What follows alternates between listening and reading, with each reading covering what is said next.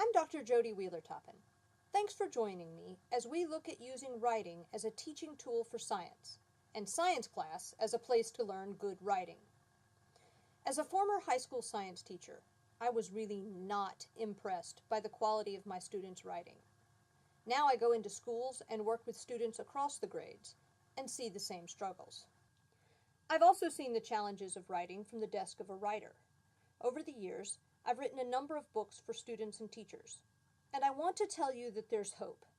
In this video series, I'll draw from research, teaching experience, and my own experience as a writer to talk about how students can become better writers, and through writing, better scientists. Classroom writing falls on a spectrum. Over here, on the left, we have writing to learn. This is when students work from their experiences, readings, class discussions, etc., and use their writing to try to sort out what they are learning. They may be summarizing or writing an explanation of how two ideas fit together, or making a claim from their lab, something like that. All the way over here on the right, you have writing for a finished product. This is the kind of writing I do when I'm working on a book. I try to get a chance to see and touch whatever I'm writing about. I talk with experts, I do some writing to sort out my thoughts, I read everything I can get on the subject until I develop some kind of expertise. Then comes the serious writing. I write, and then I revise, and revise again, and revise again, trying to organize the information into the best sequence and pick the best words to communicate my ideas. Then comes proofreading, for grammar and such, which is what most students think is revision, but in reality, in publishing, proofreading is mostly done by a professional proofreader. At the end, there is a well-developed product, a book, an essay, or a research paper. The bulk of the writing in science classrooms, where we are also trying to teach a lot of science content, is going to fall closer to the left side of this spectrum. And that's okay. If students build writing skills while they're writing to learn, those skills will kick in when it comes time to work toward a finished product. Let's look at a sample lesson for students who are studying electricity using conductive modeling dough. The students are given a lump of dough that carries electricity, a battery pack, and a light bulb, and are challenged to get the light bulb to light. They play around with it for a bit, and eventually some groups get the bulb to light and others don't. For this challenge, that's okay. We hand out a reading formatted as a how-to or procedural writing.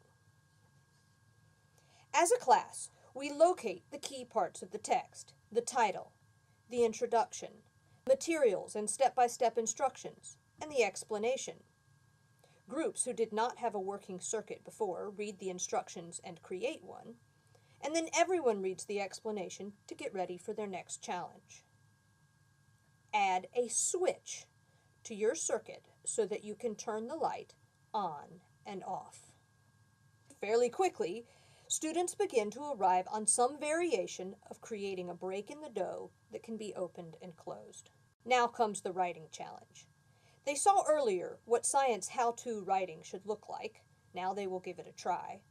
My focus here for science is on the explanation portion, so we will complete the step-by-step directions as a class, as a simple model for this type of writing. However, each student will write their own explanation. And before I turn them loose, we're going to spend a few minutes in pre-writing, which will help students organize their ideas and give them a sense of the breadth of the response that I'm looking for. First, we'll ask, what science vocabulary words might you use in your answer?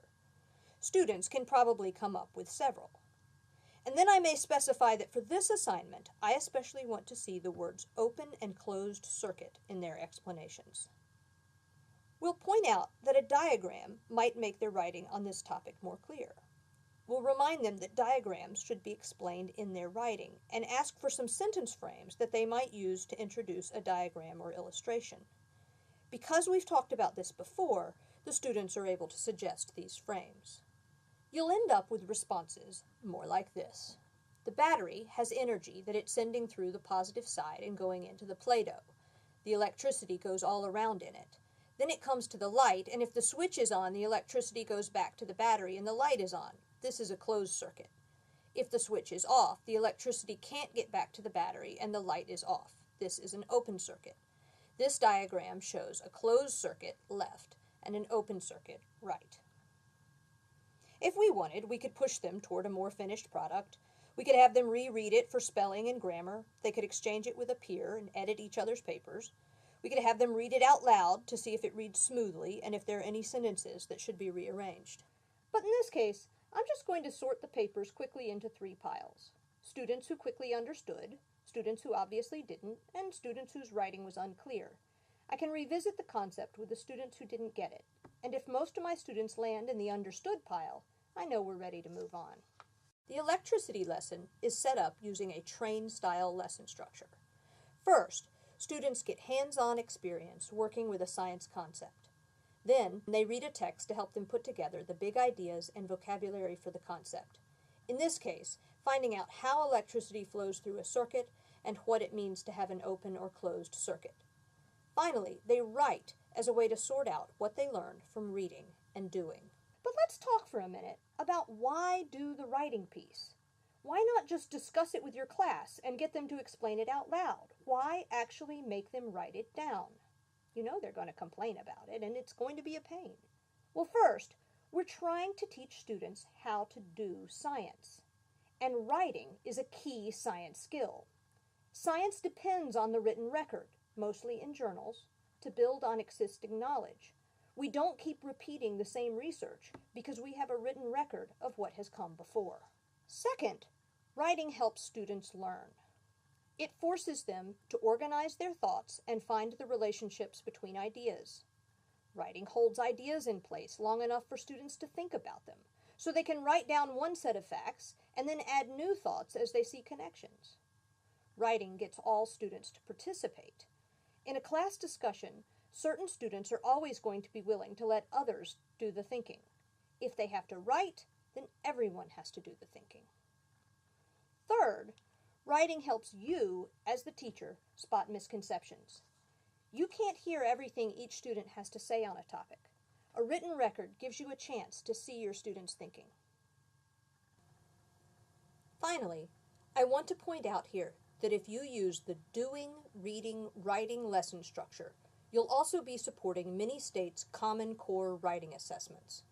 For many of these assessments, students are given 2 documents that they have to analyze and then combine into a logical argument. Assuming your students produce some kind of written observation or lab report from their hands-on work, when they sit down to write, they are working from 2 sources, their lab report and the text they read. So pairing lab work and reading as the preparation for writing builds the same analytical skills they will need for their writing assessments.